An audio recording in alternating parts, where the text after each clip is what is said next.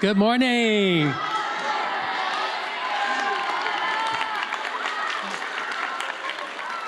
What an exciting, revved up crowd. Welcome to Caltech. My name is Mitch Aiken, and I head up educational outreach at Caltech Center for Teaching, Learning, and Outreach. CTLO is dedicated to building Caltech connections with students in Pasadena, Greater Los Angeles, and across the country. Alongside colleagues in Caltech public events, we work to ignite curiosity, mentor future students, and offer you all a glimpse into the exciting science and engineering that happens on our campus. We have a teaching program at local elementary schools. We attend science nights at schools near Caltech, create summer research opportunities for high schoolers, and we help identify great speakers for the Science Journeys program. And that's why you're all here today. Caltech has been presenting science talks like this for more than 30 years. The science journey you're about to be part of will weave together cutting-edge research with the life story of one of our up-and-coming scientists. We're happy to have you here as our live audience. I'd like to personally welcome Dr. Helen Chan Hill, Chief Academic Officer for PUSD. And thank you for being here today, Dr. Hill. Our speaker today, Dr. Melissa Ramirez, is a homegrown Pasadenan. She attended Pasadena Unified Public Schools from kindergarten through 12th grade. After graduating from Marshall Fundamental, Melissa earned her bachelor's degree in chemistry at the University of Pennsylvania, then returned to Southern California to pursue graduate studies at UCLA. After completing her PhD in organic chemistry in 2021, Melissa arrived, or I should say came back, to Caltech, which you'll hear more about later, where she is a postdoctoral fellow in the lab of Professor Brian Stoltz. Pasadena won't have her for long, though. In January, Melissa heads to the University of Minnesota, where she will be an assistant professor in the chemistry department. We're excited for you to get to hear more about Dr. Ramirez's journey into science, but first we'll see one more short video and then Melissa will take it away. Thank you.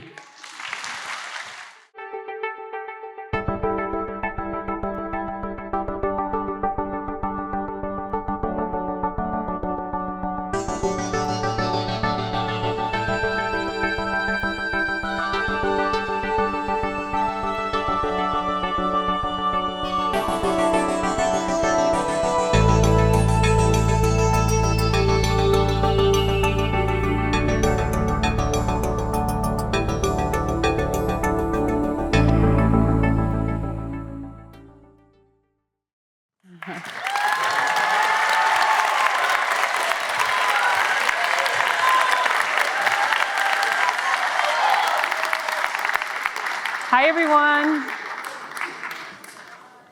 Hi, everyone. It's so great to see you all here. Thank you for making it out. Thank you to the organizers and to all the educators that made this possible, organizing to make sure that students got here. So, hi, my name is Melissa Ramirez. I'm a chemist here at Caltech. And today I'm excited to share with you my science journey and the research I do here at Caltech. So today I'll share with you what organic chemistry is, why anyone should care about organic chemistry. But before I even delve into that, who am I? Where did I get started? I grew up here in Pasadena, but really answering that question of where did I get started really goes back to my family. So mis raíces, or my roots, I am first generation Mexican American. Both of my parents were born in Guanajuato, Mexico, in particular in a pueblo called Botija, or a rancho called Botija. And my parents immigrated to the United States, in particular to Pasadena in the late 1970s. So here's my dad in 1981. He worked, when he arrived in Pasadena, he worked at Burger Continental, which is a restaurant that's located, or was located, only a couple of blocks over from Caltech's campus. So if you guys have been to T-Pumps, maybe you guys have been to T-Pumps, if you guys like boba, well, Burger Continental used to be across the street from T-Pumps. So at Burger Continental, he worked there as a dishwasher and cook, and he was there for 25 years.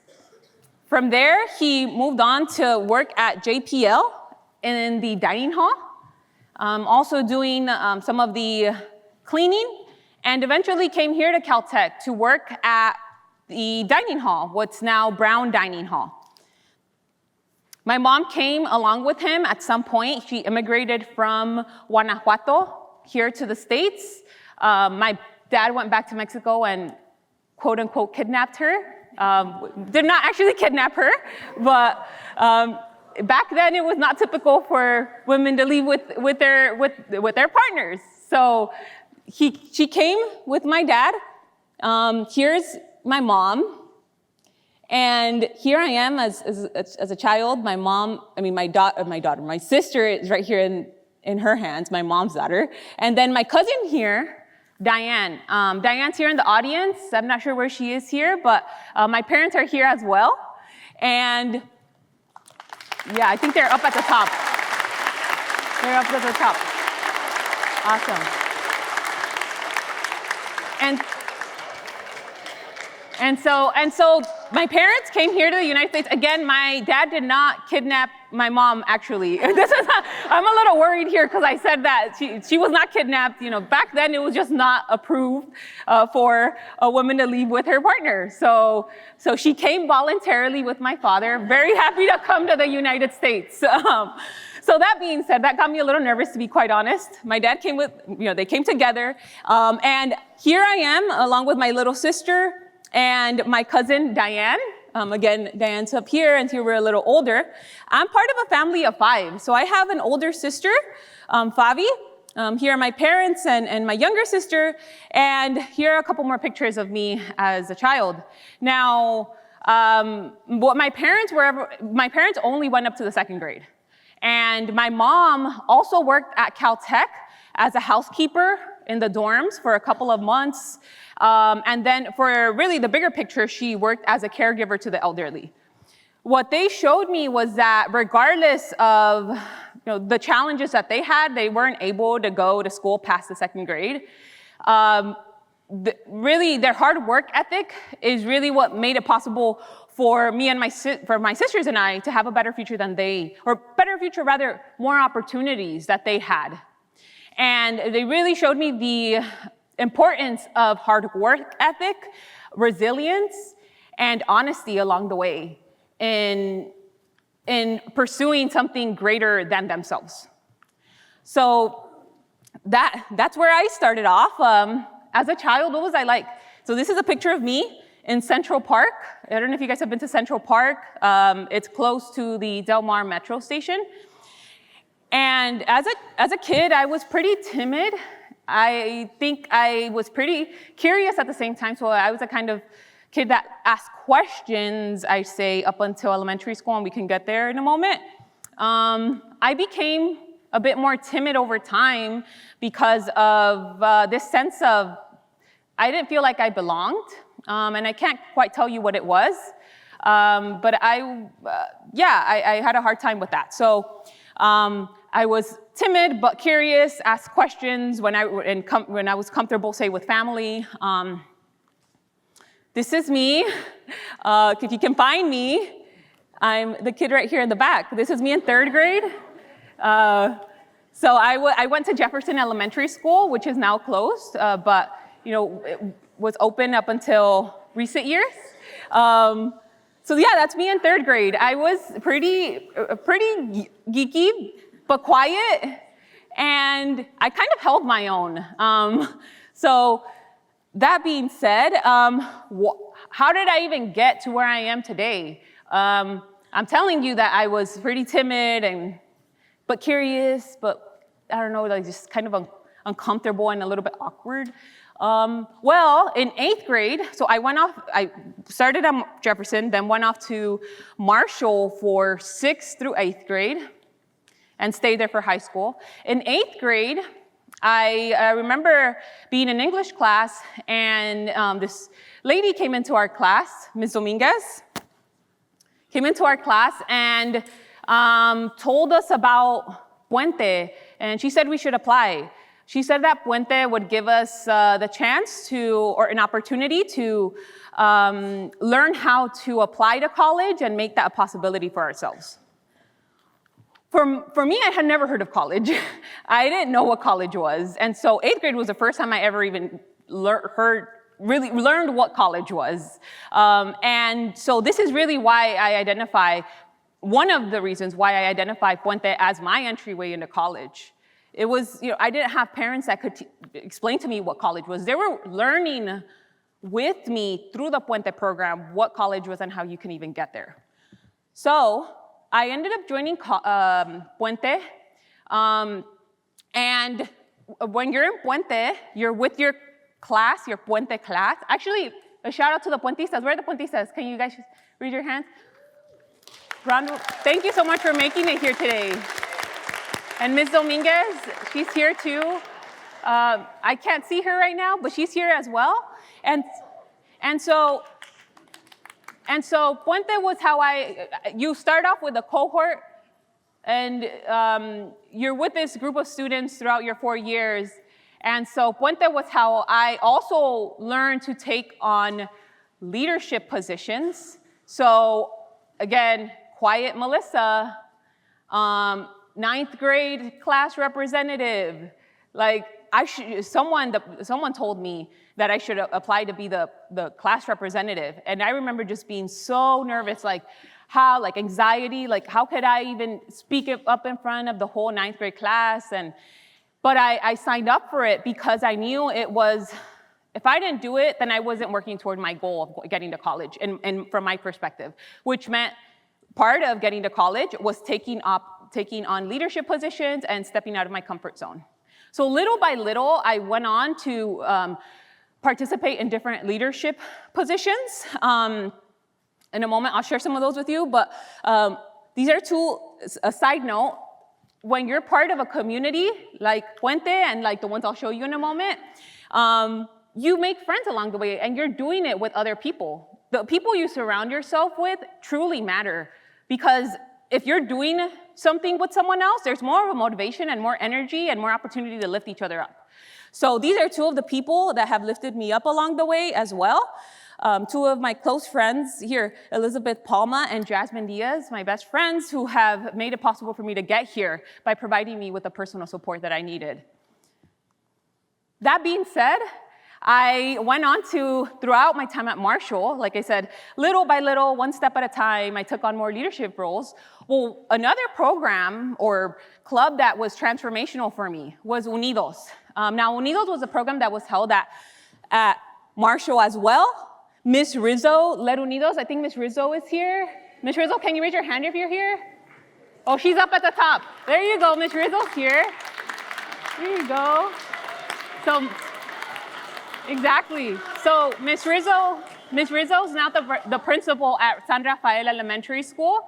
And it really does matter what kind of leaders we have, whether we see ourselves in the leaders who are guiding us, right? In one way or the other, or leaders who understand where we're coming from, or who have the patience and the empathy to guide us.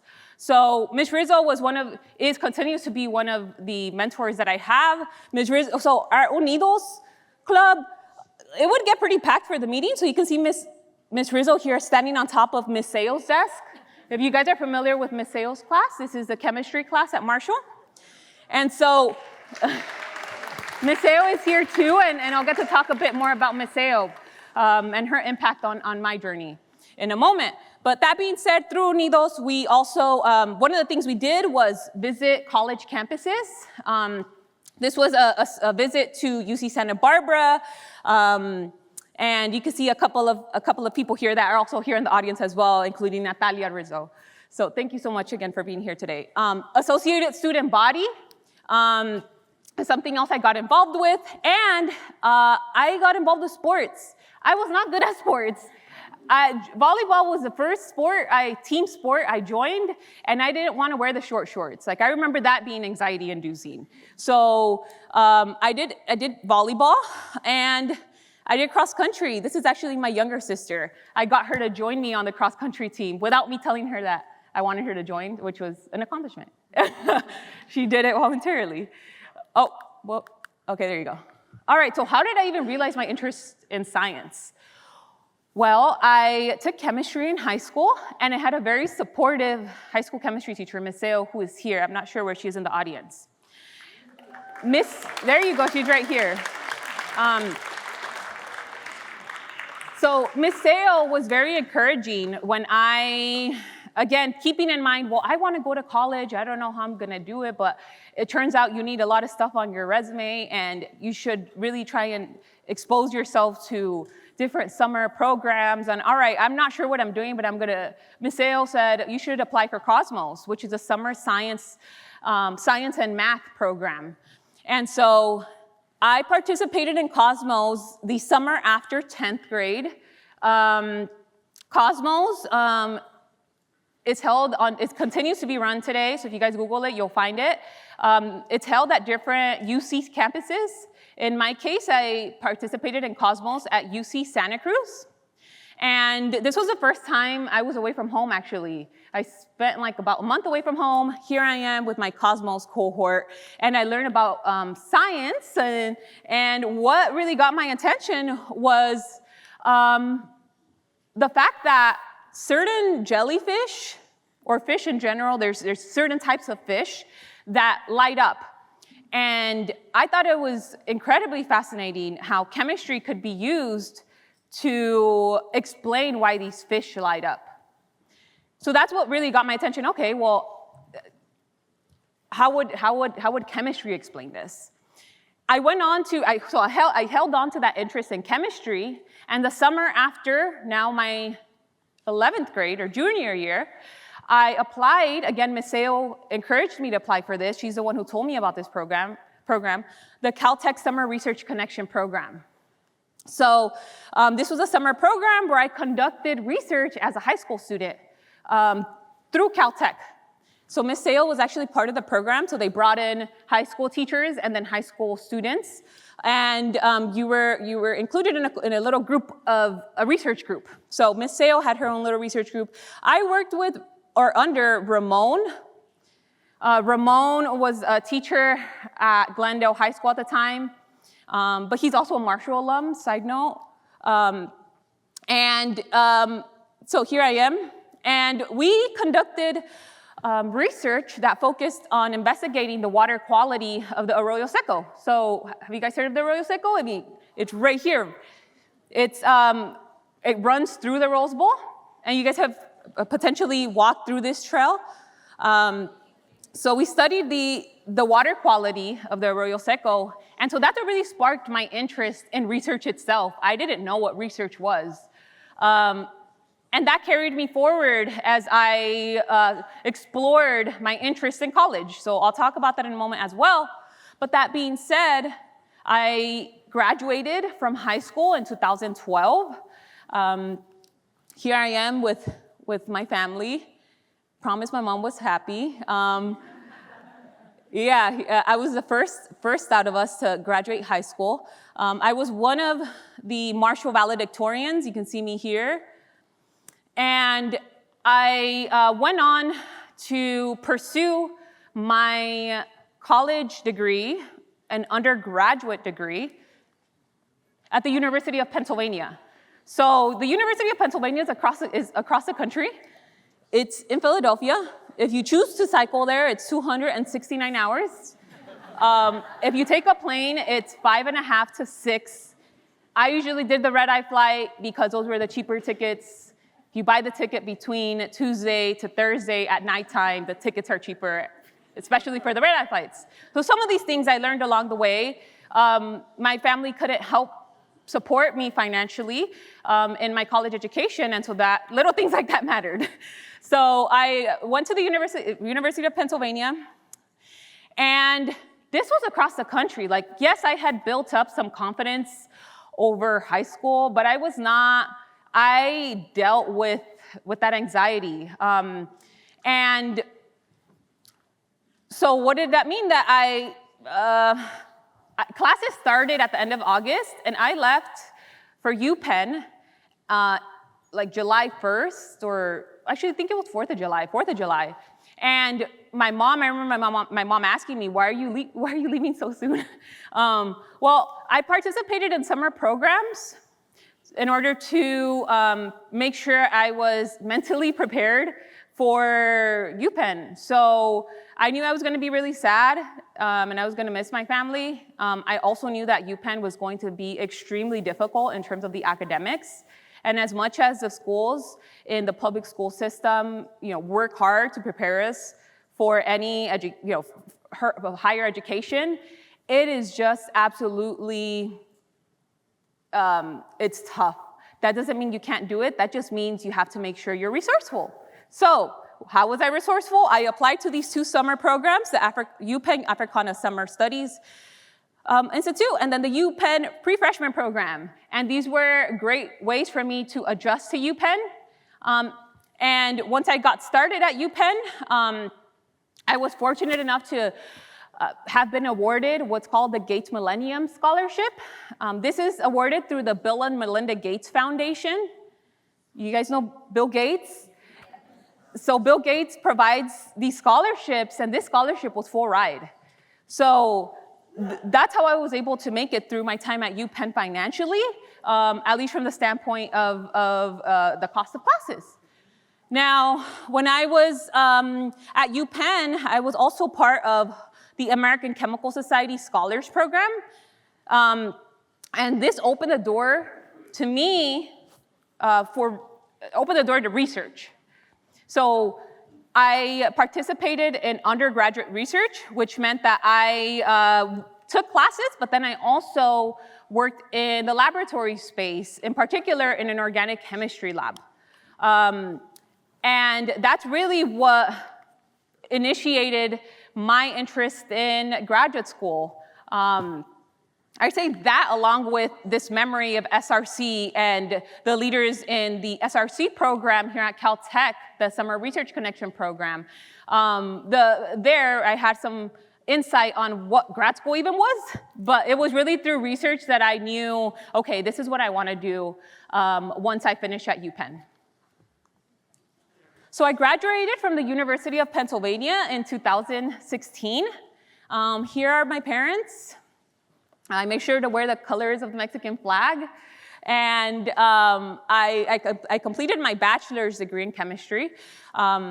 This is another photo of me with friends at UPenn. So again, being resourceful, I also make sure to try to build community, find people I could lean on by joining La Casa Latina or really looking for this center at UPenn to help support me along the way as I went through my UPenn experience.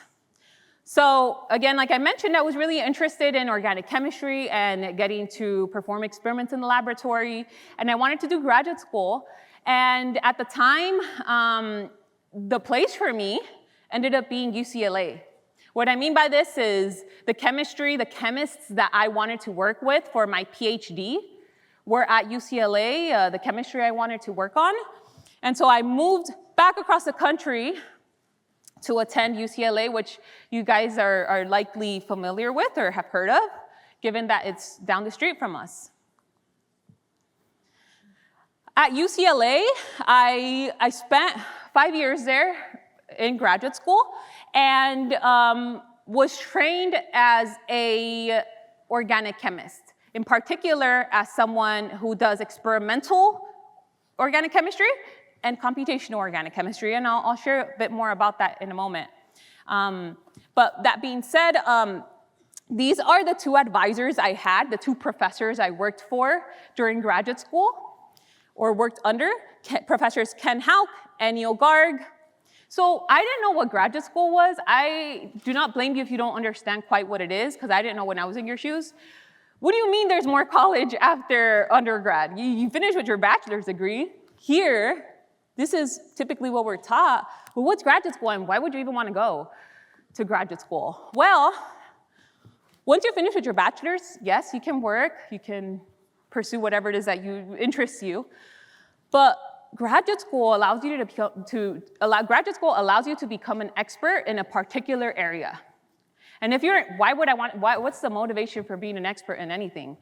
Well, first of all, if you find the thing that you love to do, you're getting to do that thing that you love to do.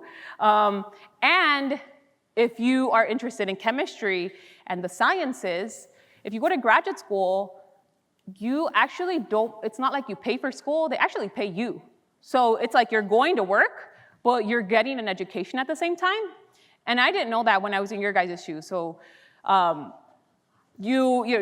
this case, what you do in an organic chemistry or in a chemistry PhD program, which is graduate school, what you do is you take classes, and once you're done with your classes, let's say your first year in organic chemistry, the remaining 4 years, you're working in lab on new research. Along the way, you're also getting paid because you are serving as a teacher's assistant.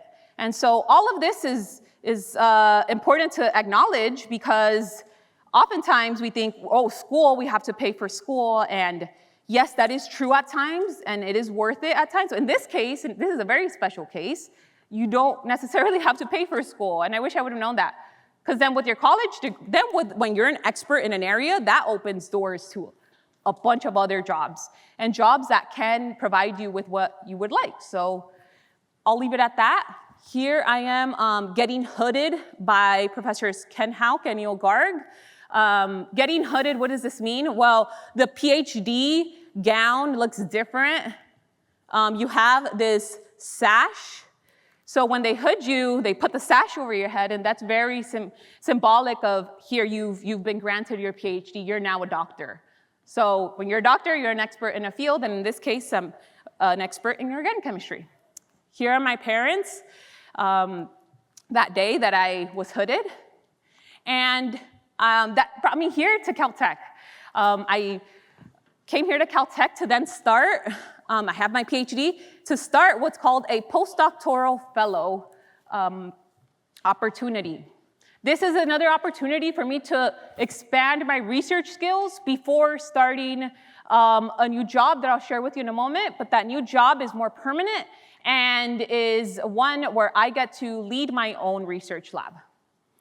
So this is me at Caltech in the lab that I work in, the Stoltz Laboratory. This is me with my mentee from the summer, a summer undergraduate student. And then along doing the research, along the way, I've been able to also participate in these additional programs where I provided mentorship to students, and I've been able to participate in outreach. In terms of outreach, I've been able to come back to some of the classes here in some of the schools here in Pasadena. So for example, I've returned to Ms. Sales' class to do some outreach. This is me in Ms. Sales' class. And then I've been able to also bring students on campus, in particular, in this photo, a Girl Scout troop. This is my niece, Camila. So I've been able to bring, I think Camila is here as well. And so being able to bring students onto campus and show them the laboratory space has been just an exciting opportunity for me as well. So all of you at this point might be wondering, like, why organic chemistry in terms of what is it, right? What is organic chemistry? Well, when I was in high school, I did not learn very much organic chemistry. It wasn't until I got to college that I was really exposed to organic chemistry. And it's pretty incredible. Organic chemistry is the study of the structure, properties, reactions, and preparation of compounds containing carbon. Well, it turns out there are a ton of organic molecules. They're really everywhere. So, for example, there's this raincoat. This raincoat is made out of nylon, and that nylon has a molecular composition to it. This is what nylon is. It's really a unique kind of structure. It's called a polymer because it's a repeating unit of just this structure, and so it's a long chain of this repeating unit, of this unit. Caffeine, some of you may like Starbucks. Here's the molecule itself. This is caffeine. So this is what keeps us alert once we drink the coffee.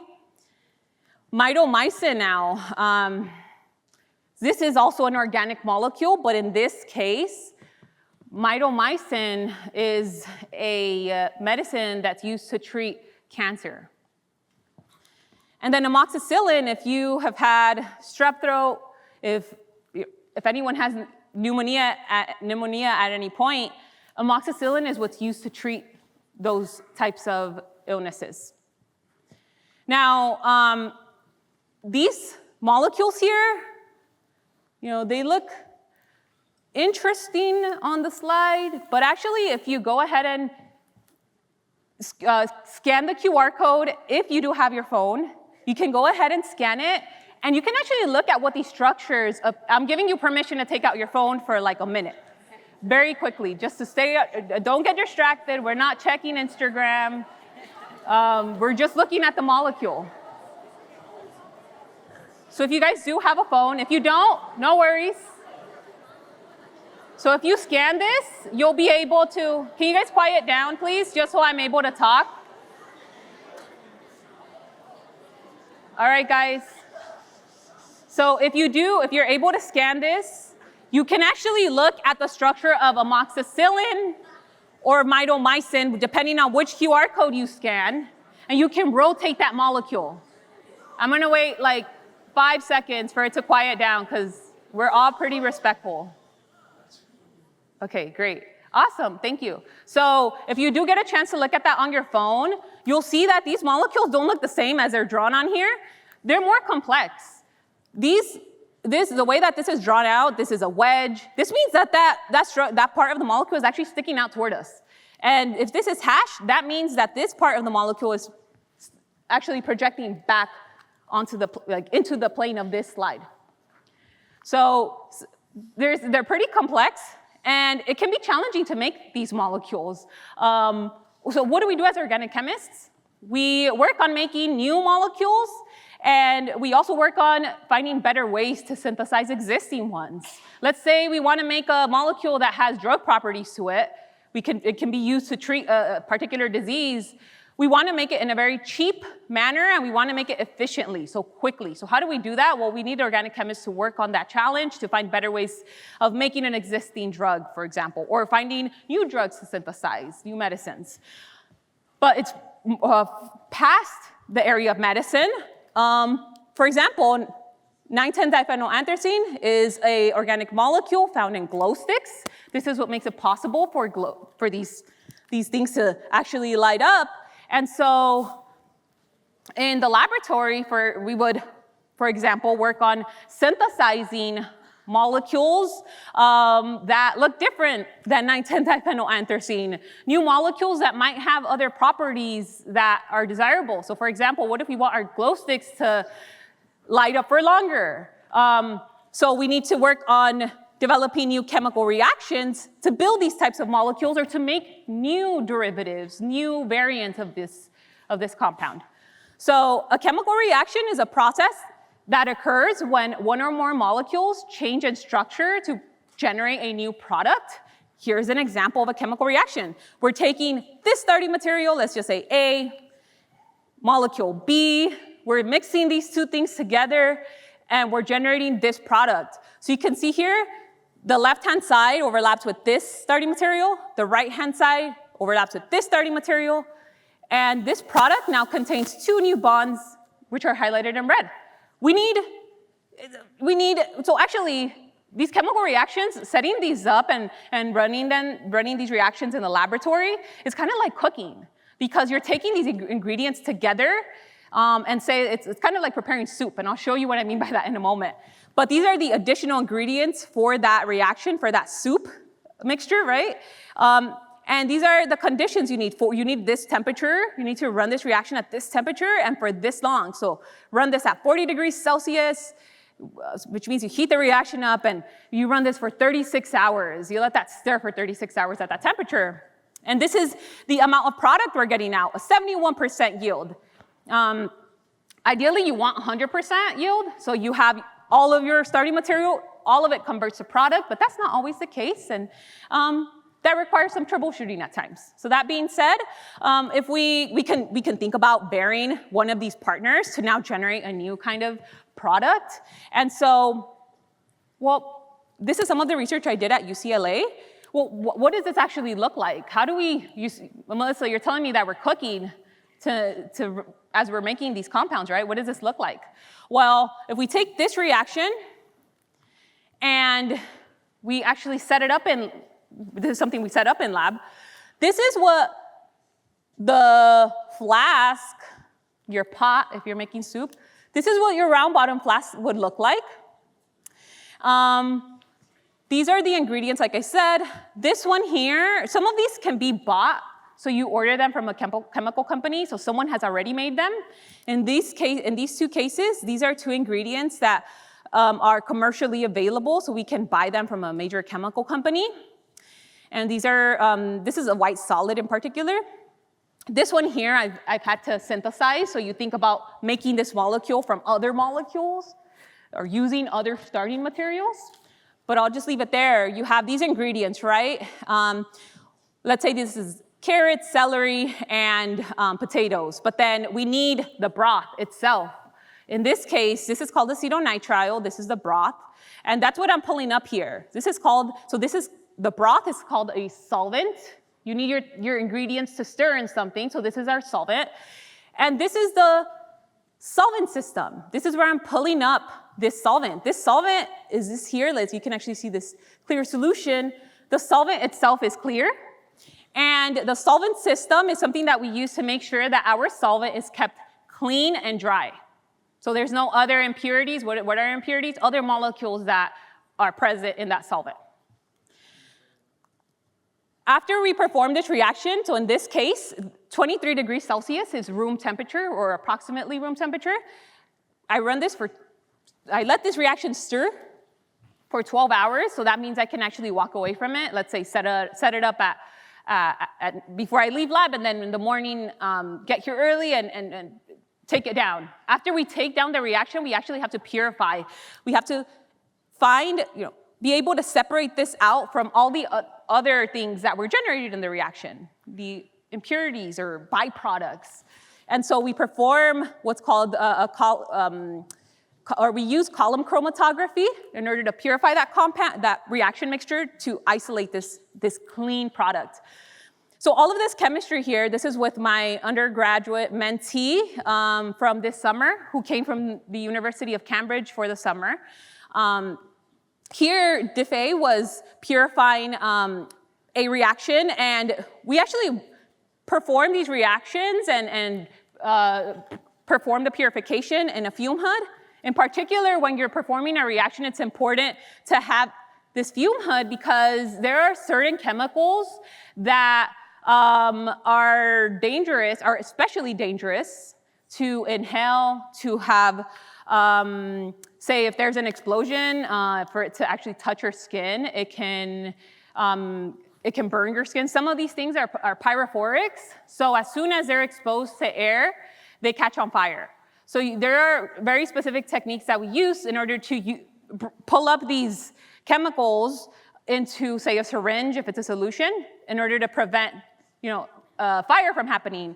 So the fume hood itself has this sash. So if there's any potential for the reaction to kind of, let's say it's a reaction that generates heat. So some reactions, when you add in your ingredients, they start to heat up. Some reactions heat up to the extent of there's a possibility that there can be pressure buildup. And so what that means is that your flask might pop open. And then that means you get stuff on you if you don't have your sash closed. So you use this sash in order to protect yourself. You also have your lab coat. So these are flame resistant lab coats. So you don't, if there is a fire, the coat protects us. And of course, it protects us from any exposure to chemicals. And we also make sure to wear gloves as well as our goggles.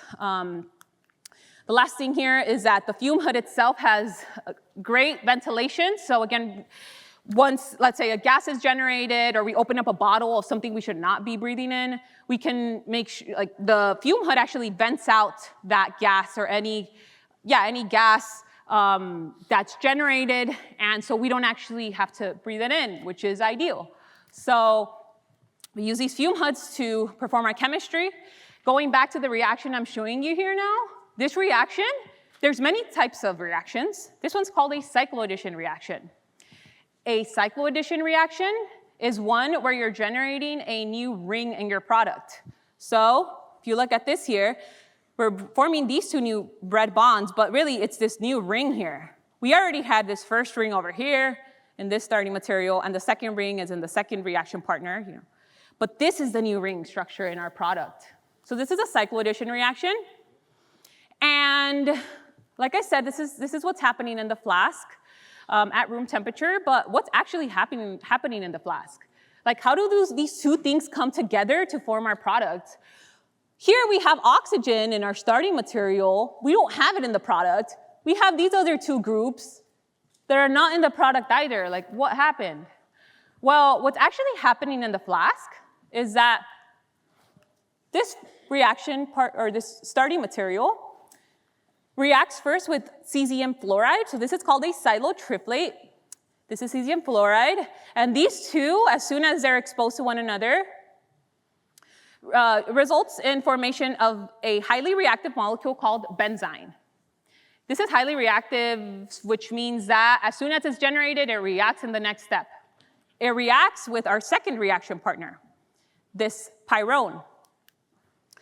And these two combine to generate this intermediate. You can see these are the two new red bonds that were generated, and these phenyl groups are what's shown here. This unit is over here on the left-hand side, and then the right-hand side is shown, or this part here is on the right-hand side.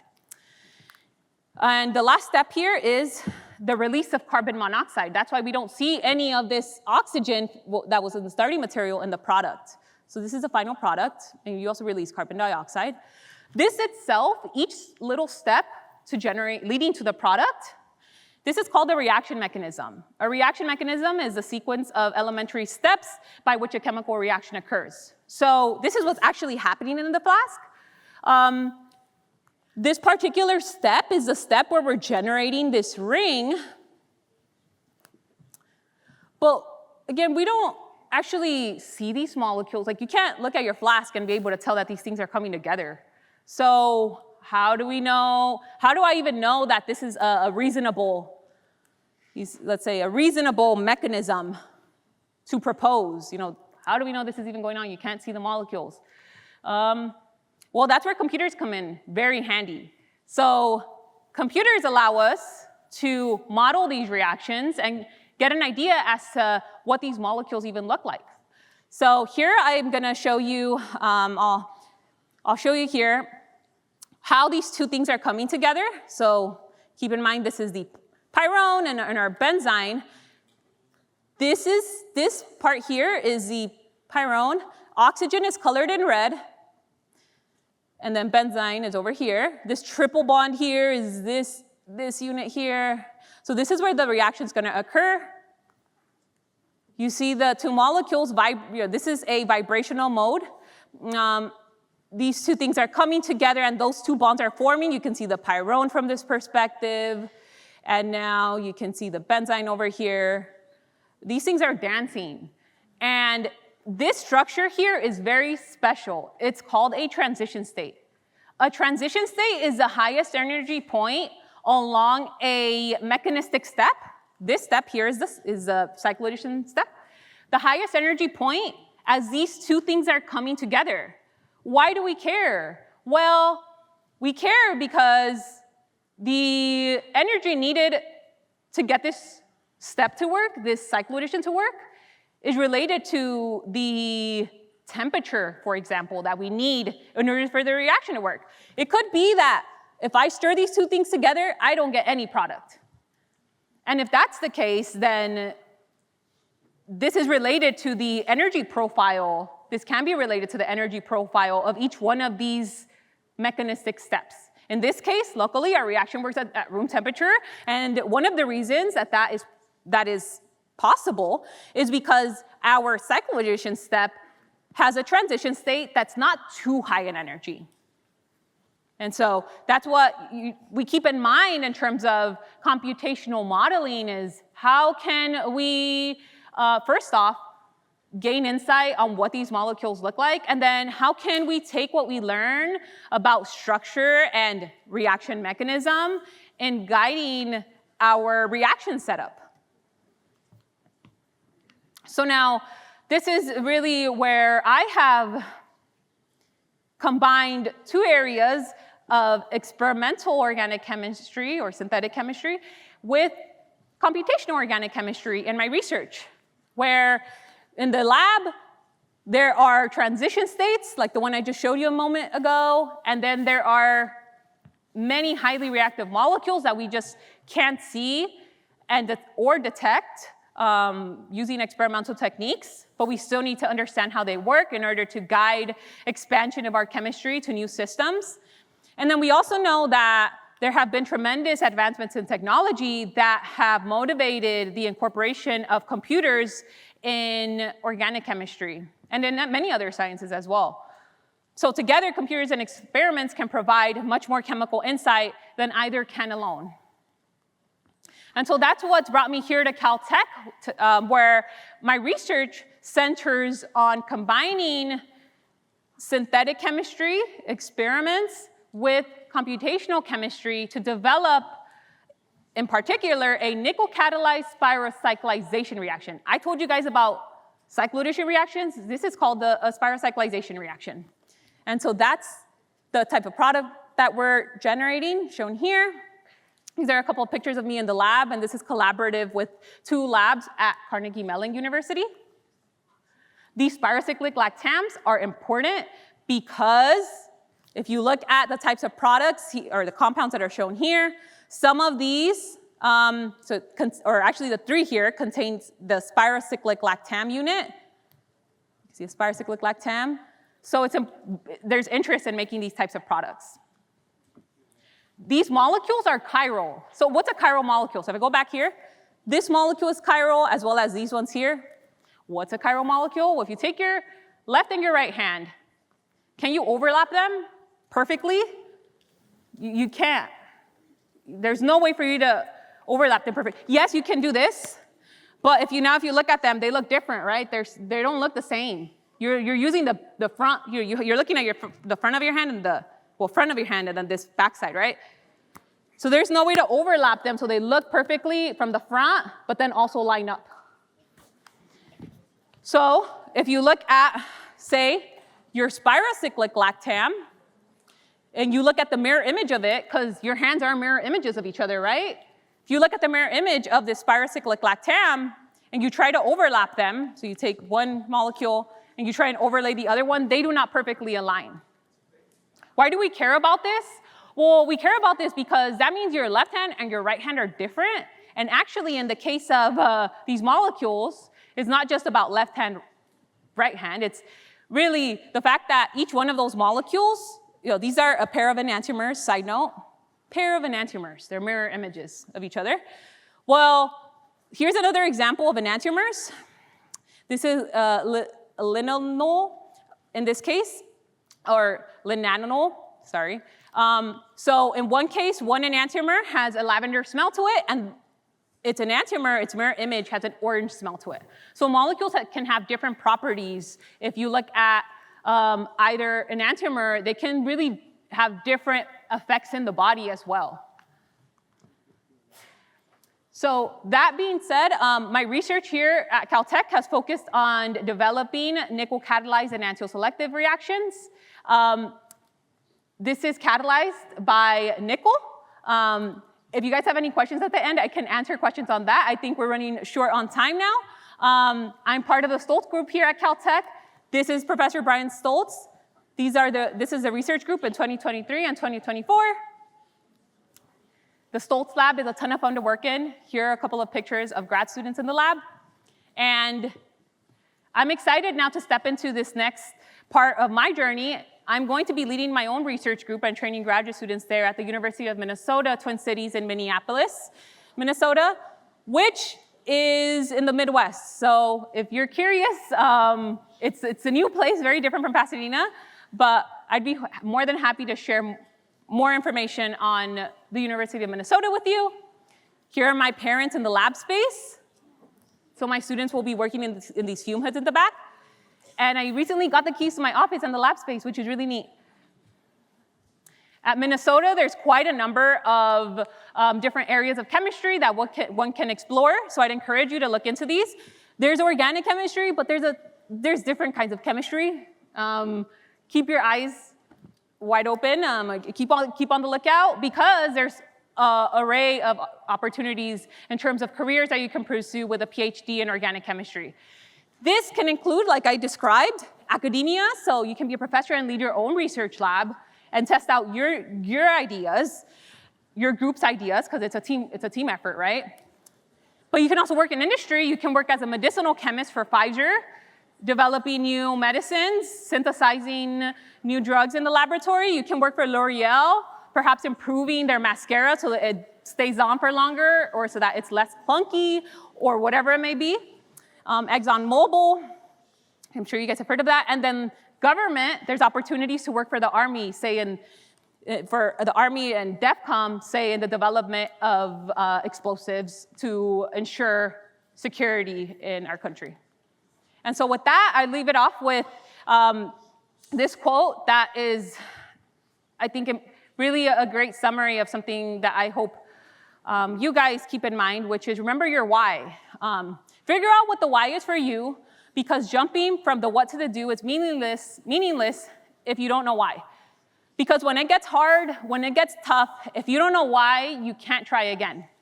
And this is true. Everyone has their own why. I say figure out what your why is, because that's what's going to drive you forward. And so thank you again for being here today. You guys can visit my personal website if you...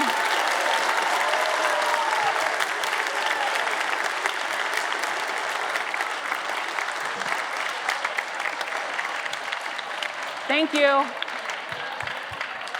Incredibly inspiring story. We do have a few minutes for questions from the students. So if any students in the audience want to ask a question, come up to the closest mic. There's one in this aisle, and Dr. Ramirez will have a chance to answer a few of your questions. So come up quickly. Don't be shy. If you've got a question, come on up to the mic.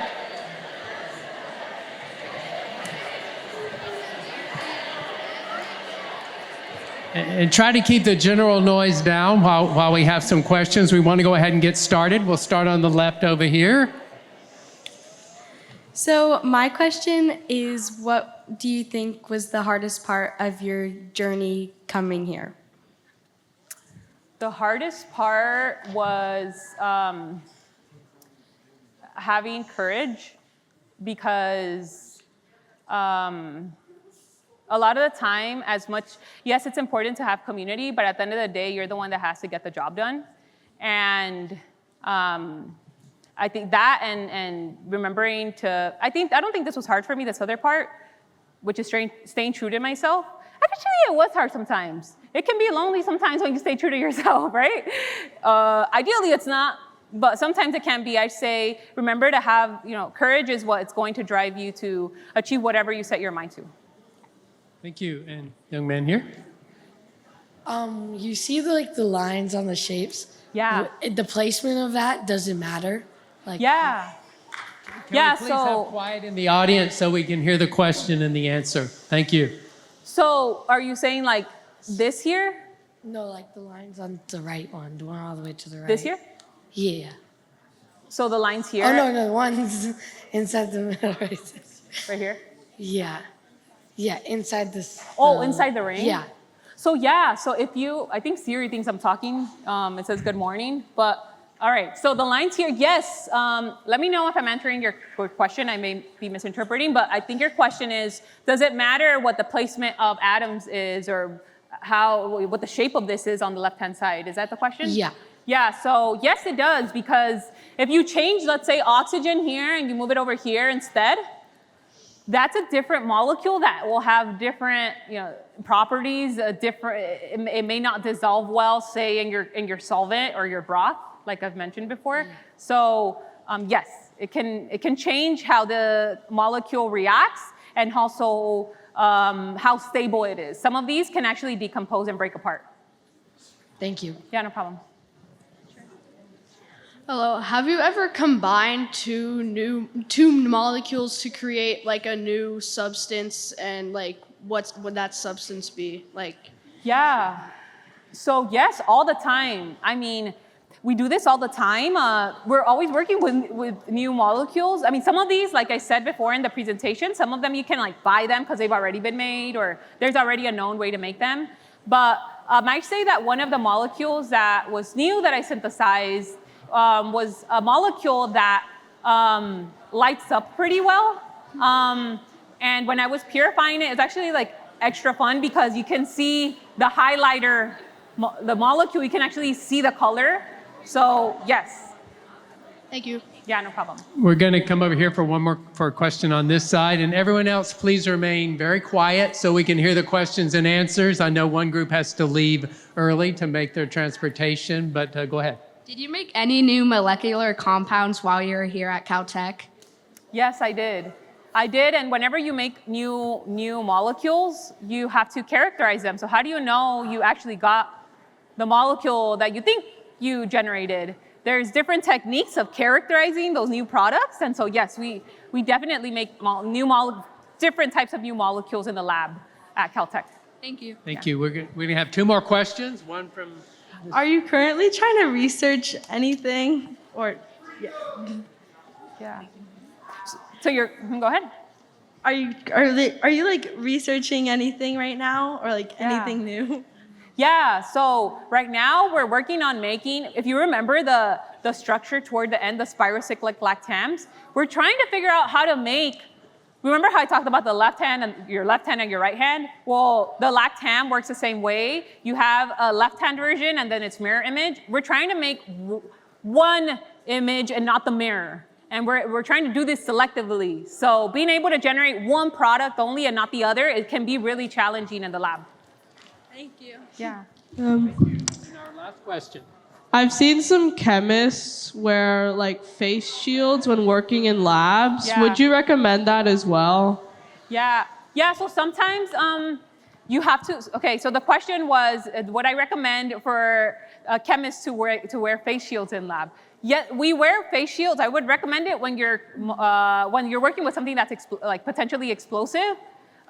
So if there's like a rapid change in temperature and there's a change, like increased pressure in your reaction, then yes, you want to, or if you're working with something just like this, you really don't want to be exposed to, that's when you wear the face shield. But for the most part, that sash in our fume hoods acts kind of like a face shield in some ways if you actually use it. So it's a combination of the two. All right, thank you. Yeah, no problem. Thank you, Melissa. That was all we have time for questions. I'm sorry for the folks who didn't get a chance. Okay, one more big round of applause for Dr. Ramirez.